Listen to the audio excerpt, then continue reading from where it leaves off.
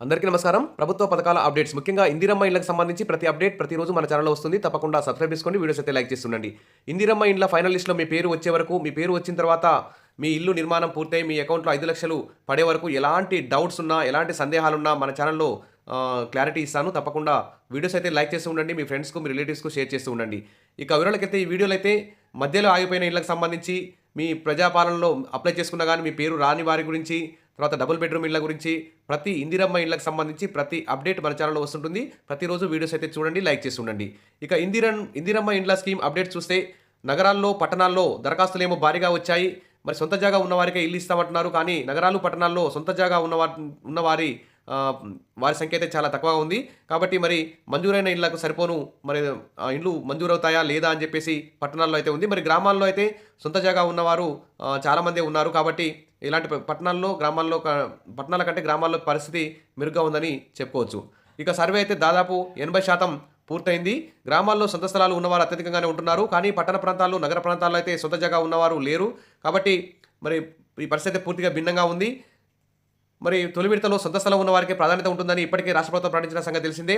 మరి తర్వాత దశలో స్థలంతో పాటు ఇంటి నిర్మాణానికి ప్రభుత్వం 5 లక్షలు అందిస్తామని చెప్పింది. ఈ క్రమంలో మొదటి విడతలో ఖాళీ జాగా ఉన్నవారికే అత్యధికంగా స్కీమ్ ఇండ్లయితే ఇస్తున్నారు. కాబట్టి మరి పట్టణ ప్రాంతాల్లో మరి సొంత జాగా ఉన్నవారు తక్కువ ఉన్నారు. మరి ప్రభుత్వం ఏం చేస్తుందని చెప్పేసి అందరూ కూడా ఆందోళనలో ఉన్నారు. తర్వాత పట్టణ ప్రాంతాల్లో ఒక్కో ఇంటికి కేంద్ర ప్రభుత్వం రూ. 1,50,000 రాష్ట్ర ప్రభుత్వానికి ఇస్తుంది. దానికి రాష్ట్ర ప్రభుత్వం 3,50,000 కలిపి మొత్తం 5 లక్షలు ఇంట్ల నిర్మాణానికి ఇస్తుంది. కానీ పట్టణ ప్రాంతాల్లో ఈ 5 లక్షలు ఏమాత్రం సరిపోవని చెప్పేసి 10 లక్షలు ఇవ్వాలని చెప్పేసి మరి పట్టణ ప్రాంతాల ఇందిరమ్మ ఇళ్ల ఆశాభావులందరూ కూడా కోరుకుంటున్నారు. కాబట్టి సొంత స్థలం లేదు. ఈ క్రమంలో అర్బన్ ఏరియాలో మరి ఇళ్ల నిర్మాణం అనుకున్నంత స్థాయిలో జరుగుతుందా లేదా అనేది ప్రశ్నగా మారే అవకాశం ఉంది. మరి రాష్ట్ర వ్యాప్తంగా ఇందిరమ్మ ఇళ్ల కోసం చాలా మంది ఎదురు చూస్తున్నారు. ఈ స్కీమ్ కోసం లక్షలాది మంది దరఖాస్తు చేసుకోగా ప్రస్తుతం ప్రభుత్వం ఇందిరమ్మ ఇండ్ల యాప్ ద్వారా ఇందిరమ్మ ఇండ్ల సర్వే జరుపుతోంది. మరి గత ప్రజాపాలనలో అప్లై చేసుకున్నటువంటి దరఖాస్తుల్నే వారికి ఖచ్చితంగా ఫోన్ చేసి మీ ఇంటికి వస్తున్నామని చెప్పి ఫోన్ చేసి, మీ వాడకు వస్తున్నాం, మీ గ్రామానికి వస్తున్నాం అని చెప్పి ఫోన్ చేసి డప్పు కొట్టించి మరి సర్వే అయితే చేస్తున్నారు. ఇంకా చాలామంది కూడా మా ఏరియాకి రాలేదు, మా గ్రామానికి రాలేదు, మా వార్డుకు రాలేదని చెప్పేసి డౌట్ పెడుతున్నారు. ఖచ్చితంగా ఇంకా 40% వరకు సర్వే చేయాల్సి ఉంది. ఇంకా ఈ 10 రోజులు సర్వే జరుగుతుంది. కాబట్టి ఖచ్చితంగా ఈ వారం రోజుల్లో రాకుంటే అప్పుడు మీ గ్రామ కార్యదర్శిని కలవండి. ఇక ప్రభుత్వం కూడా టోల్ ఫ్రీ నెంబర్లు ఇంతవరకు విడుదల చేయలేదు. వెంటనే విడుదల చేయాలని కోరుకుంటున్నారు.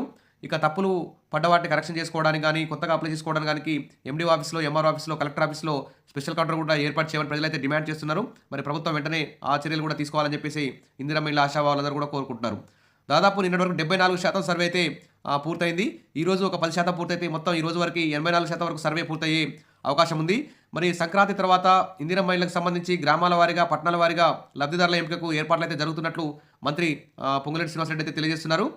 ఇక హైదరాబాద్ మినహాయించి మిగతా 32 జిల్లాల్లో వారం రోజుల్లో 100% పూర్తయ్యే అవకాశాలు కనిపిస్తున్నాయి. సంక్రాంతి తర్వాత గ్రామ సభలు ఏర్పాటు చేసి లబ్ధిదారుల జాబితా తయారీకి ఏర్పాట్లు అయితే జరుగుతున్నాయి. ఇందులో ఇందిరమ్మ కమిటీలు ప్రధాన పాత్ర పోషిస్తాయి. మరి ఇందిరమ్మ కమిటీల మీద కూడా కొంతవరకు ప్రజల్లో ఆందోళన ఉంది. కేవలం ఇందిరమ్మ కమిటీలే కాకుండా గ్రామ సభలు పెట్టి ఇందిరమ్మ కమిటీల ద్వారా అధికారుల ఆధ్వర్యంలో మరి ఈ గ్రామాల వారీగా లబ్ధిదారుల ఎంపిక చేయాలి. మరి ఎంపిక జాబితాలను జిల్లా కలెక్టర్లకు పంపించాలి. కలెక్టర్లు పరిశీలించాక ఇన్ఛార్జి మంత్రులకు పంపిస్తారు. ఇన్ఛార్జి మంత్రి ఆమోదం తెలిపితే లేక లబ్ధిదారుల ఖాతాల్లో ఇందిరమ్మ ఇళ్ల నిర్మాణానికి ఇచ్చే 5 లక్షలను 4 విడతలుగా జమ చేస్తారు. ఈ ప్రక్రియను మరింత వేగవంతం చేయడానికి గృహ నిర్మాణ శాఖ మంత్రి పొంగులేటి శ్రీనివాసరెడ్డి అయితే ఉన్నతాధికారులతో సమీక్ష కూడా నిర్వహించడం జరిగింది. మరి తమను కూడా పరిశీలించాలని విజ్ఞప్తులు. రాష్ట్ర ప్రభుత్వం గత సంవత్సరం ప్రజాపాలనలో దరఖాస్తులు అయితే స్వీకరించింది. తెల్ల రేషన్ కార్డు ఉన్నవారికి పథకాలు అనడంతో చాలామంది ఇందిరమ్మ ఇళ్ల కోసం దరఖాస్తులు అయితే చేసుకోలేదు. ఇందులో సొంత స్థలాలు ఉన్నవారు ఉన్నారు. ప్రస్తుతం ఆన్లైన్లో నమోదు చేసిన ప్రజాపాలనలో దరఖాస్తులకే యాప్ సర్వే నిర్వహిస్తున్నారు. అంటే గతంలో ప్రజాపాలనలో అప్లై చేసుకున్న వారి ఇళ్లకు వెళ్ళి మాత్రమే ఇప్పుడు సర్వే చేస్తున్నారు. మరి ప్రజాపాలన కార్యక్రమం ముగిసిన తర్వాత చాలామంది ఇందిరమ్మ ఇళ్ల కోసం అధికారులకు దరఖాస్తులు సమర్పించారు.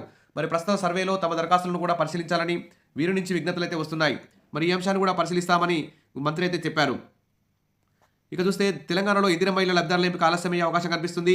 లబ్ధిదారుల ఎంపిక కోసం సాంకేతిక పరిజ్ఞానంతో నిర్వహిస్తున్న సర్వే టెక్నికల్ సమస్యలతో 75% మాత్రమే సర్వే పూర్తయింది. దీంతో సంక్రాంతి తర్వాతే ఇందిరమ్మ ఇళ్ల లబ్ధిదారుల ఎంపిక చేపట్టాలని ప్రభుత్వం నిర్ణయించింది. ఇక్కడ చూడండి ఫోటోలు దింపుతున్నటువంటి దృశ్యం.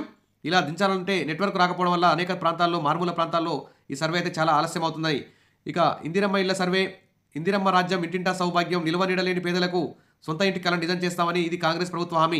మరి ఈ హామీ నిలబెట్టుకునేందుకు ఇందిరమ్మ ఇళ్ల లబ్ధిదారుల ఎంపిక కోసం ముమ్మరంగా సర్వే అయితే చేస్తుంది. నెట్వర్క్ ప్రాబ్లం వల్ల కొంచెం స్పీడ్గా జరగట్లేదు. ఇక ఇందిరమ్మ ఇళ్ల సర్వేకి సంబంధించి ఒక గందరగోళం అయితే నెలకొన్నది. అదేంటంటే ముఖ్యమైనది, రాష్ట్ర ప్రభుత్వం ప్రకటించిన ఇందిరమ్మ ఇళ్ల పథకం గందరగోళంగా మారింది. అర్హులైన వారి పేర్లు కూడా సర్వే జాబితాలో లేకపోవడంతో లబోదిబోమని ఒత్తుకుంటున్నారు. ప్రజాపాలనలో ఇందిరమ్మ ఇంటికి దరఖాస్తు చేసిన ఫారాలతో మరి ఇటు గ్రామాల్లో కానీ హైదరాబాదు పట్టణాల్లో కానీ ఆఫీసుల చుట్టూ తిరుగుతున్నారు. మరి జాబితాలో పేర్లు లేక కొంతమంది పేర్లు తప్పులు పడి, ఆధార్ నెంబర్ తప్పులు పడి, అడ్రస్ తప్పుపడి, ఈ విధంగా అనేక తప్పులతో మరి ఆందోళనలో పేదలైతే ఉన్నారు. ఆఫీసుల చుట్టూ తిరుగుతూ ఎవరు పట్టించుకోక, అధికారులు కూడా పట్టించుకోవడం లేదని చెప్పేసి చెప్తున్నారు.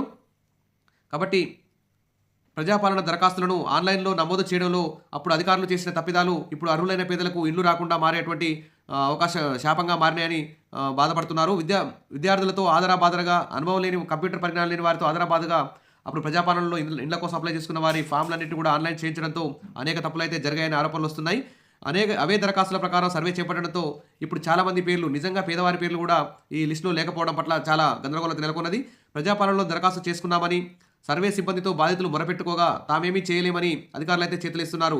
దీంతో బాధితులు కార్పొరేషన్ కార్యాలయానికి, గ్రామ పంచాయతీ కార్యాలయానికి, ఎంపీడీఓ, ఎంఆర్ఓ ఆఫీసు చుట్టూ తిరుగుతున్నారు. అక్కడ బాధితులకు సమాధానం చెప్పేవారు లేకపోవడంతో నిరాశతో వెనకతిరుగుతున్నారు. ప్రభుత్వం అవకాశం కల్పిస్తే మళ్లీ దరఖాస్తు చేసుకోవాలని సిబ్బంది అయితే చెప్తున్నారు. అధికారులు చేసిన తప్పుకు మరి తమకు అన్యాయం జరగడం ఏంటని బాధితులైతే నిలదీస్తున్నారు. పేర్లు నమోదు కాని వారి కోసం, తప్పులు సరిచేసుకోవాలని కోసం ప్రత్యేకంగా కొత్తగా అప్లై చేసుకోవాలనుకునే వారి కోసం ప్రత్యేకంగా కౌంటర్ ఏర్పాటు చేసి దరఖాస్తులు స్వీకరించాలని కోరుతున్నారు. ప్రభుత్వం వెంటనే ఆ విధంగా చర్యలు తీసుకోవాలి. ఇక త్వరలో రాజీవ్ స్వగృహ ప్లాట్లకు కూడా వేలం వేసి లబ్ధిదారులకు ఇవ్వాలని చెప్పేసి ప్రభుత్వం అయితే నిర్ణయించింది. దశల వారీగా విక్రయానికి ప్రభుత్వం నిర్ణయించింది. మరి తొలి దశలో గ్రేటర్ పరిధిలో 760 ప్లాట్లను విక్రయించేందుకు అధికారులు ఫైల్ అయితే పంపారు. రెండో దశలో నిర్మాణ పనులు మధ్యలో నిలిచిపోయిన బహుళంతస్తుల అపార్ట్మెంట్స్ కూడా అమ్మనున్నారు. ఏవైనా అసంపూర్తిగా ఉంటే వాటిని కూడా వేలం వేసి బిల్డర్స్కి అప్పగించాలని నిర్ణయించారు. సిద్ధంగా ఉన్న ప్లాట్లను కూడా మరి అమ్మాలని చెప్పేసి ప్రభుత్వం అయితే భావిస్తుంది. 800 కోట్ల మేర ఆదాయం రాబట్టాలని చూస్తుంది. ఇక రాజీవ్ స్వగృహ పథకం కింద అపార్ట్మెంట్లు, వ్యక్తిగత ఇండ్లు, ఖాళీ స్థలాలు పెద్ద సంఖ్యలో ఉన్నాయి.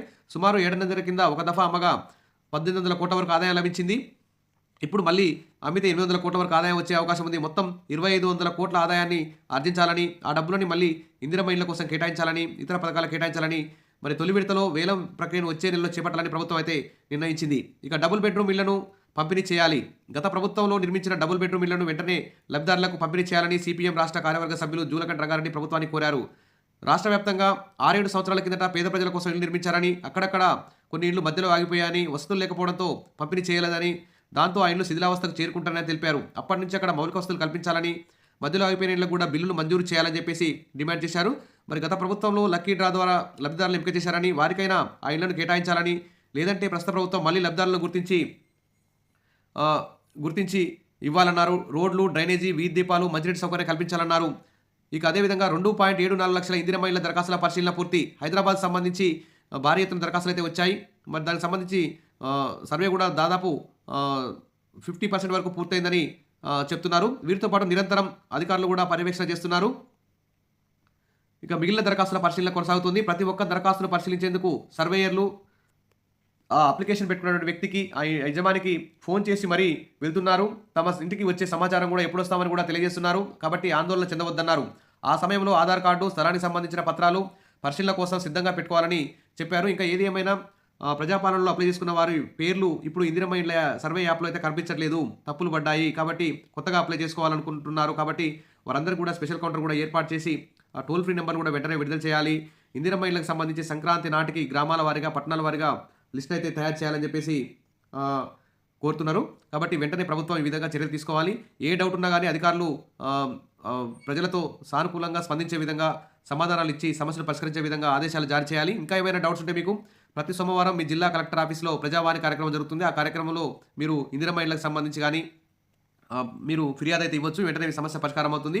టోల్ ఫ్రీ నెంబర్లు వచ్చే వరకు అయితే మీరు ప్రజావాణిలో ఫిర్యాదు చేసుకొని మీ సమస్యను పరిష్కారం చేసుకోండి. ఇక మధ్యలో ఆగిపోయిన ఇళ్లకు సంబంధించి కూడా బిల్లులు మంజూరు చేస్తామని చెప్పి ప్రభుత్వం ఆలోచిస్తామని చెప్తుంది. అదేవిధంగా ఇంటికి ఫ్రీగా ఇసుక ఇస్తామని, స్టీలు, సిమెంట్ కూడా తక్కువ రేట్లకు ఇప్పిస్తామని, తర్వాత అమౌంట్ కూడా గ్రీన్ ఛానల్ ద్వారా యజమాని అకౌంట్లో వెంటనే వేస్తామని చెప్పడం ఎంత గుడ్ న్యూస్. కాబట్టి సంక్రాంతికి అయితే ఖచ్చితంగా ముగ్గు పోసే విధంగా చర్యలు తీసుకుంటుందని చెప్పి అందరూ కూడా ఎదురు చూస్తున్నారు. Wish all the best. Video నచ్చితే లైక్ చేస్తూ ఉండండి, సబ్స్క్రైబ్ చేసుకోండి, మీ ఫ్రెండ్స్ షేర్ చేయండి. Thank you.